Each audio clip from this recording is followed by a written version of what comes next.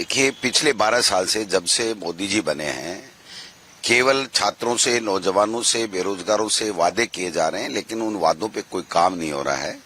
और अब तो पेपर लीक इतना हो गया है कि सपने टूट रहे हैं, उनकी मेहनत बेकार जा रही है, बच्चे आत्महत्याएं कर रहे हैं। तो ऐसे में राहुल गांधी जी ने यहाँ कोटा आने का कार्यक्रम तय किया और बच्चों से संवाद स्थापित करने का आज का कार्यक्रम है।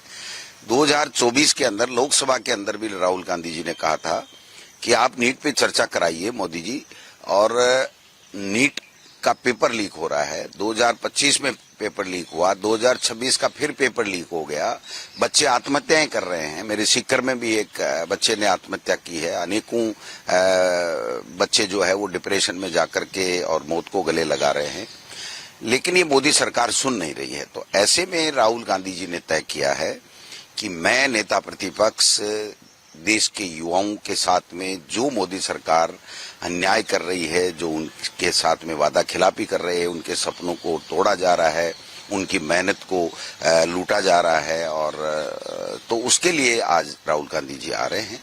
वो संवाद करेंगे, चर्चा करेंगे, उनका संबल प्रदान करेंगे, और लोकसभा में और देश के विभिन्न स्थानों के ऊपर वो उनकी समस्याओं को लेकर के मोदी सरकार की आंख में आंख डाल करके उनको बताएंगे कि जो आपने वादा किया था इन बच्चों के लिए, वो आप क्यों नहीं निभा रहे हो, ये निभाना पड़ेगा।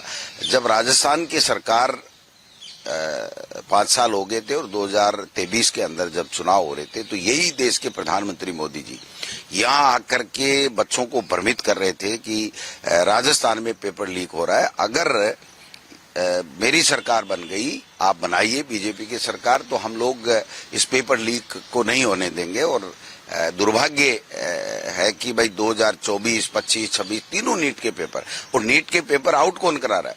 धर्मेंद्र प्रधान का बनाया हुआ एनटीए, मोदी सरकार का बनाया हुआ नेशनल टेस्टिंग एजेंसी, और उसमें बैठे हुए आरएसएस और बीजेपी के लोग।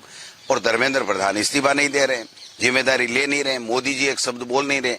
ऐसे तो परीक्षा पे चर्चा करते हैं वो 12 साल से, और आज जब परीक्षा में पेपर लीक हो गया और जिम्मेदार तय हो गया कि धर्मेंद्र प्रधान की सरपरस्ती के अंदर ये पेपर लीक हो रहे हैं, सुप्रीम कोर्ट में भी 2024 के अंदर जाकर के इन्होंने कह दिया कि नहीं साहब, हमने आइडेंटिफाई कर लिए।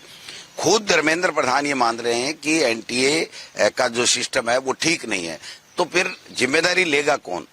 धर्मेंद्र प्रधान इस्तीफा क्यों नहीं दे रहा है, ये सवाल ये है। और इन बच्चों के लिए क्या इनके पास में ठोस कार्य योजना है कि भविष्य में इनका पेपर लीक नहीं हो, इनका सपना नहीं टूटे, इनकी मेहनत बेकार नहीं जाए? इस चर्चा के लिए राहुल गांधी जी आ रहे हैं। राहुल गांधी जी राजस्थान को चूज किया, इसका कारण? नहीं, देखिए, राजस्थान में पहली बात तो कोटा के अंदर सारे देश के युवा आते हैं यहाँ प्रिपरेशन करने के लिए, कोचिंग्स में एजुकेशन लेने के लिए।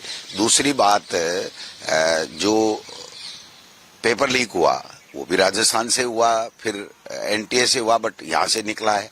तो मैं समझता हूँ कि देश के विभिन्न शहरों के अंदर जा रहे हैं। आगे का प्लान भी राहुल गांधी जी ने भेजा है। शुरुआत यहाँ से है, लेकिन पूरे देश के अंदर इन बच्चों को, नौजवानों को, जो अपना भविष्य बर्बाद मोदी सरकार की कमी के कारण से, पेपर लीक के कारण से हो रहा है, उसको कैसे वो क्या उपाय बताएंगे, किस तरीके से इनको संबल प्रदान करेंगे, कैसे इनका हौसला बढ़ाएंगे, और मोदी सरकार के सामने आंख में आंख मिला करके ये बात करेंगे कि भाई ये आप सिस्टम क्यों नहीं करते जिससे पेपर लीक रुक जाए।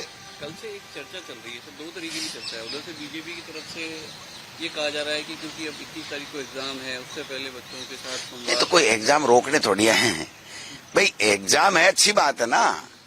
जो बच्चा आएगा जिसने रजिस्ट्रेशन कराया है, और रजिस्ट्रेशन करा करके अगर वो राहुल गांधी जी से 1 घंटे की चर्चा करना चाहता है, तो इसमें परीक्षा का कहाँ दिक्कत आ रही है, आप बताइए। मोदी जी भी तो बहुत बार करते हैं, और पूरे की पूरे देश की स्कूलों के अंदर टीवी लगा देते हैं और उनसे चर्चा करते हैं। तो चर्चा करना, उनकी समस्याओं को सुनना, उनकी समस्याओं को सुन करके देश की सरकार के सामने रखना, यही तो प्रोसेस है। और कौन सा प्रोसेस है, आप बताइए। परीक्षा को कोई रोक थोड़ी रहे हैं। और यहाँ तो होर्डिंग उतार रहे हैं। ओम बिरला जी के निर्देश है कि राहुल गांधी जी की सभा में कोई नहीं जाए, यहाँ प्रशासन कह रहा है होर्डिंग नहीं लगे, तो ये कौन सा? ये राहुल गांधी 65% 63% देश की आबादी को रिप्रेजेंट कर रहा है। मोदी जी के 50% वोट नहीं आए हैं। जो एनडीए सरकार चल रही है इनके 240 सांसद हैं, इनके वोट प्रतिशत कितने हैं? तो बाकी विपक्ष को रिप्रेजेंट तो राहुल गांधी नेता प्रतिपक्ष ही कर रहा है। अगर 65% पब्लिक को, देश की आबादी को अगर रिप्रेजेंट करने वाला नेता अगर उन बच्चों के बीच में जाकर के उसके दुख दर्द को, उनकी प्रॉब्लम्स को अगर साझा कर रहा है और उसके समाधान के लिए सरकार के सामने कोई रोड मैप रख रहा है, तो कहाँ दिक्कत आ रही है? कौन से स्टूडेंट आप लोगों ने चूज किए, कौन होंगे ये स्टूडेंट जो स्टूडेंट परीक्षाएं दे रहे हैं, चाहे वो नीट की दे रहा है, चाहे जेई की दे रहा है, चाहे कंपटीशन एग्जाम की दे रहा है, चाहे एसएससी की दे रहा है, उनके लिए ओपन फॉर ऑल है। वो रजिस्ट्रेशन कराए ऑनलाइन और रजिस्ट्रेशन लेकर के इसमें भाग लें। इसमें कांग्रेस का वो कार्यकर्ता जो कांग्रेस के लिए काम कर रहा है वो नहीं है।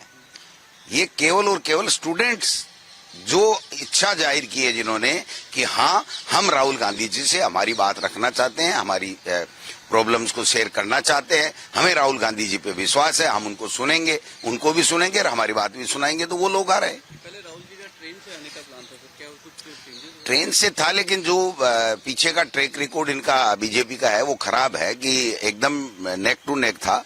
6 बजे आना था, 6 बजे कार्यक्रम था, तो अगर ये ट्रेन 2 घंटे 3 घंटे लेट कर दें तो फिर कार्यक्रम में दिक्कत आ सकती थी। इसलिए तय किया है कि 3 बजे वो चार्टर्ड प्लेन से आएंगे और उसके बाद में कार्यक्रम करके फिर जाते वक्त उसी ट्रेन से जाएंगे। आपके राज्य की खबरें, आपके शहर की खबरें सबसे पहले जानने के लिए देखते रहें अमर उजाला।